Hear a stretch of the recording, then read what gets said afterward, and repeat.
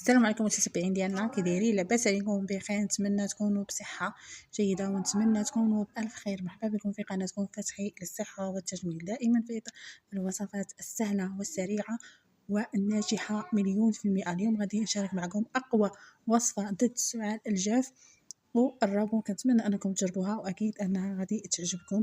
اولا كناخذوا برتقاله او ليمونه الحامض، كنزولوا لها القشره ديالها، كنستعملوا القشره فقط. كنستعملوا الزنجبيل طري او سكينجبير.